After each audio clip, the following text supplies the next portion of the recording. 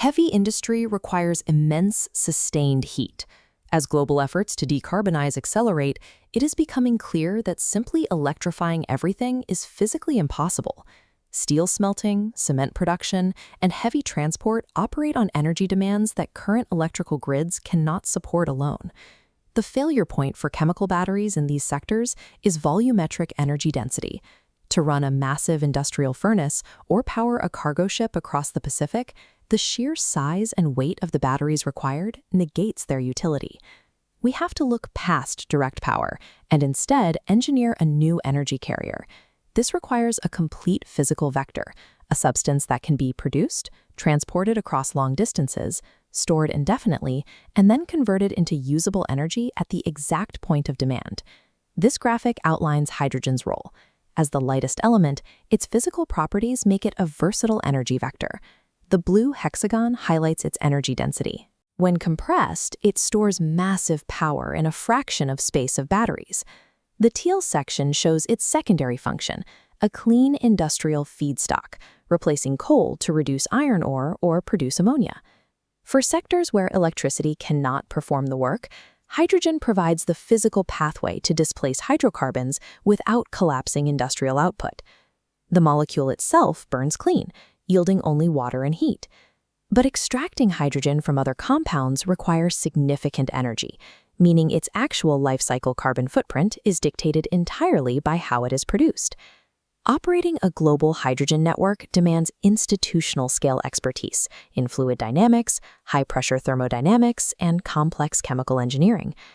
The Society of Petroleum Engineers recognized early on that the exact technical competencies used to extract and transport oil and gas for the last century are the precise skills required to build the new hydrogen grid. To formalize this transition, the SPE launched the Hydrogen Technical Section, or H2TS, in 2022. As detailed in their newsletter, this brings together professionals and academia. Their core thesis: the energy transition isn't a sudden switch, but a sequenced, highly engineered adaptation of existing infrastructure. Achieving a zero-carbon energy carrier network means directly translating the specialized knowledge of the hydrocarbon industry into a rigorous, phased technological roadmap. To sequence this transition, industry leaders utilize a quantitative roadmap known as the Three-Horizon Framework. This chart plots hydrogen production technologies. The y-axis represents decarbonization value. The x-axis measures time to commercial scale. We begin with Horizon 1, retrofitting existing global hydrocarbon infrastructure rather than building entirely new systems.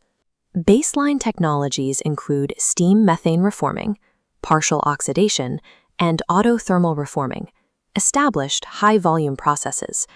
The underlying chemistry relies on stripping hydrogen atoms directly from methane gas. The inherent challenge is that separating the hydrogen leaves behind a significant volume of carbon. To make Horizon 1 a viable bridge, these legacy reforming processes must be paired with advanced carbon capture and storage systems. This effectively traps the emissions before they reach the atmosphere, drastically lowering the baseline carbon footprint. While it still relies on fossil feedstocks, Horizon 1 provides the sheer industrial volume necessary to actually kickstart a global hydrogen supply chain today. As the transition advances, the industry must physically decouple hydrogen production from carbon-based molecules entirely, shifting instead to breaking apart water. This mid-term shift represents the second horizon on our framework. As the curve illustrates, this phase offers a significant jump in potential decarbonization value. The core technologies driving this upward trajectory are water electrolysis and hybrid process integrations. However, this phase carries a severe thermodynamic penalty. Splitting the chemical bond of H2O through standard electrolysis requires a massive, continuous influx of raw electricity. This creates a strict supply chain bottleneck. The viability and cleanliness of Horizon 2 hydrogen is strictly constrained by our physical capacity to expand the global renewable grid to provide clean electrons. Horizon 2 effectively eliminates the direct carbon emissions of methane reforming, but trades that problem for a massive dependency on renewable power generation infrastructure.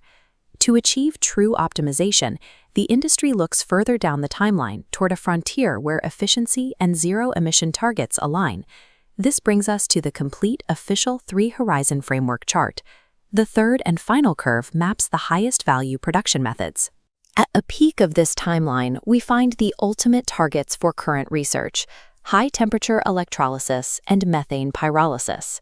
Methane pyrolysis tackles the carbon problem by thermally splitting natural gas into hydrogen gas and solid carbon powder.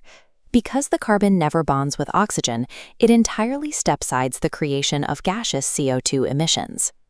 High-temperature electrolysis utilizes extreme waste heat from other industrial processes to pre-excite the water molecules, drastically reducing the electrical penalty that hinders standard Horizon 2 electrolysis.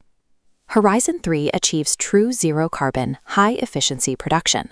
However, moving these thermochemical processes out of the laboratory requires specific advancements in material science to withstand the heat and chemical stress of the reactors. Moving past theoretical frameworks, we have to confront the physical reality of transporting these specific molecules at a global scale. Hydrogen is difficult to handle. It has high volatility, a tendency to embrittle steel pipelines, and requires extreme cryogenic temperatures for liquid transport. Returning to our infographic, the bottom row clarifies a critical point. These are not novel engineering problems. They are standard operating parameters for legacy energy producers. As highlighted in green, the safety considerations for hydrogen are functionally similar to those established for natural gas. The expertise required to execute the three-horizon roadmap, managing subsurface geological storage, controlling high-pressure fluid dynamics, and executing multi-billion-dollar megaprojects, is currently held by the oil and gas sector. Traditional petroleum engineers are not rendered obsolete in a decarbonized grid. They are the pre-qualified architects required to build it. Yet there remains a persistent gap between the academic institutions developing Horizon 3 technologies and the industrial operators managing the physical realities of Horizon 1. The SPE Hydrogen Technical Section was engineered specifically to close this execution gap through targeted, cross-disciplinary collaboration. Reviewing their formal mission statement, the mandate is clear: to proactively engage and build collaborative partnerships directly between academia, industry operators, and the global society of petroleum engineers. The practical outputs of this network are measurable. By actively sharing operational knowledge and mitigating technical blind spots, they fast-track the commercial viability of the entire three-horizon framework. The viability of a global hydrogen economy relies entirely on this alignment. The science must be tethered to scalable industrial execution. Scaling the hydrogen economy demands a total overhaul of global infrastructure.